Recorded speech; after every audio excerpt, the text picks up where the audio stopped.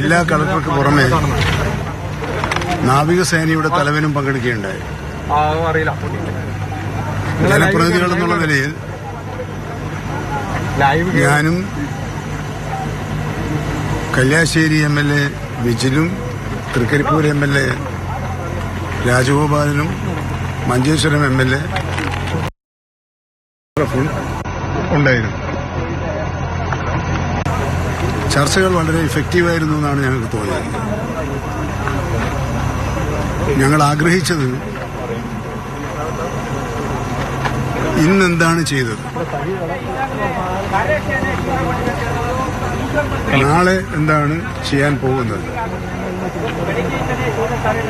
ഇതൊരു time table പോലെ ഒരു സമയബന്ധിതമായി നിശ്ചയിച്ച് അവ ഓരോന്നോരോന്നായി ചെയ്തു തീർക്കുന്ന കുറെ കൂടി ശ്രദ്ധാപൂർവമുള്ള പ്രവർത്തനത്തിലേക്ക് അവർ നീങ്ങിയിട്ടുണ്ട്. So they have decided to move how to move in every day. This evening they are sitting together. That means officials only sitting here. They will discuss the net result of this day's effort and all that things. Then they plan tomorrow's program. So then only they can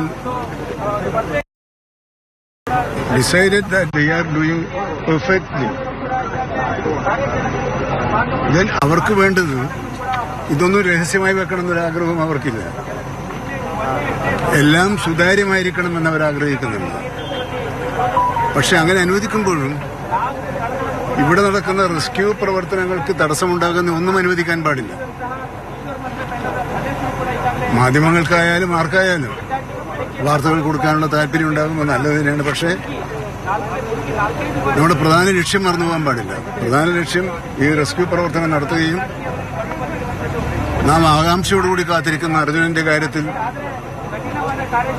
സന്തോഷകരമായ ഒരു പരിവർത്തനം ജില്ലാ ഭരണകൂടത്തിന് മുന്നിൽ വെച്ചിട്ടുണ്ടാവും.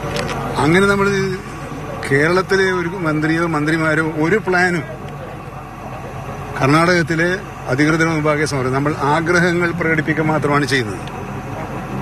നമുക്ക് ഉത്കണ്ഠയുണ്ട്, ആ ഉത്കണ്ഠ അവരുമായി പങ്കുവെക്കുന്നു. നമുക്ക് ചില ആഗ്രഹങ്ങളുണ്ട്, അത് പങ്കുവെക്കുന്നു. ഞങ്ങളുടെ മനസ്സിൽ ചില ആശയങ്ങളുണ്ട്, ആശയങ്ങൾ പങ്കുവെക്കുന്നു. ഒരു കാര്യത്തിലും ഭരണകൂടത്തിന്റെ സാധാരണ നിലയിലുള്ള പ്രവർത്തനത്തിന്റെ മുകളിൽ നിന്ന് എന്തെങ്കിലും ചെയ്യാൻ ഒരു തരത്തിലും ഞങ്ങൾ ആഗ്രഹിക്കുന്നില്ല. കാരണം അവർ അതിന് അർഹമായ വിധത്തിലുള്ള പരിചയസമ്പത്തും അനുഭവ സമ്പത്തും ഒക്കെയുള്ള ആളുകളാണ്. കർണാടകമായാലും എവിടെയായാലും, കർണാടകത്തിലെ ഗവൺമെന്റ് ആയാലും ഏതായാലും അങ്ങനെയാണ്. ആ ഘട്ടത്തിൽ കേരളം അങ്ങോട്ട് അടിച്ചേൽപ്പിക്കുകയല്ല, കേരളം ആഗ്രഹിക്കുകയാണ്. ഇതാണ് നമ്മൾ ഉദ്ദേശിക്കുന്നത്. കേരളം ആഗ്രഹിക്കുകയാണ്. എന്താണ് ആഗ്രഹം? അർജുനെ കിട്ടണം. അതിന് നമുക്ക് ചില നിർദ്ദേശങ്ങൾ തോന്നുമ്പോൾ പിന്നെ മറ്റു ചിലർ നമ്മളോട് പറയുകയും ചെയ്യും. അങ്ങനെയുള്ള ഘട്ടങ്ങളിൽ ഞങ്ങൾക്ക് അറിവിൽപ്പെട്ട കാര്യങ്ങൾ ഷെയർ ചെയ്യുകയാണ് ചെയ്യുന്നത്. കഴിഞ്ഞ ദിവസം അങ്ങനെ ഷെയർ ചെയ്തതിന്റെ അടിസ്ഥാനത്തിലാണ് കേരളത്തിന്റെ അനുഭവം വെച്ച് പുഴയിൽ നീന്താനും ഊളിയിട്ട് മുങ്ങാനും ഒക്കെ കഴിവും പ്രാപ്തിയുമുള്ള അനുഭവ സമ്പത്തുള്ള ആളുകളുണ്ട്. അവരുടെ അനുഭവ സമ്പത്ത് കൂടി പ്രയോജനപ്പെടുത്തണമെന്ന് അങ്ങനെയാണ് നിർദ്ദേശം ഉയർന്നത്.